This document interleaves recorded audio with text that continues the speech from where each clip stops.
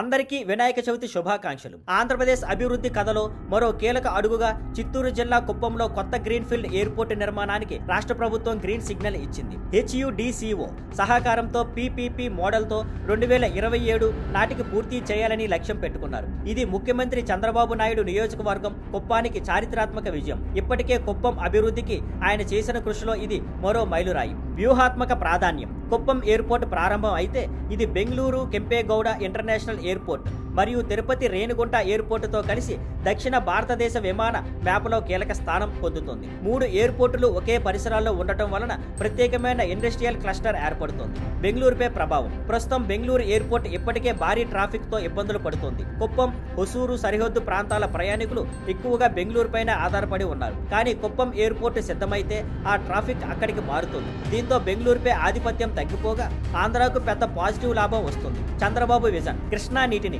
HNSS కాలువ ద్వారా కుప్పానికే తేవడం నుంచి ఎయిర్పోర్ట్ అనుమతి దాకా చంద్రబాబు చేసిన కృషే ఈ ఫలితానికి కారణం. ఆయన చూపిన దూరదృష్టి, పట్టుదల కుప్పాన్ని అభివృద్ధి దిశగా తీసుకెళ్తుంది. కుప్పం భవిష్యత్తు. కుప్పానికి ఈ ఎయిర్పోర్ట్ కేవలం ఒక ఇన్ఫ్రాస్ట్రక్చర్ ప్రాజెక్టు మాత్రమే కాదు, ఇది ఒక మార్పు ప్రతీక.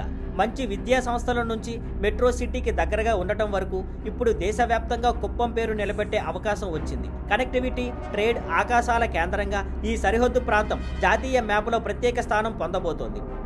Thank you for watching. Please like, share and subscribe.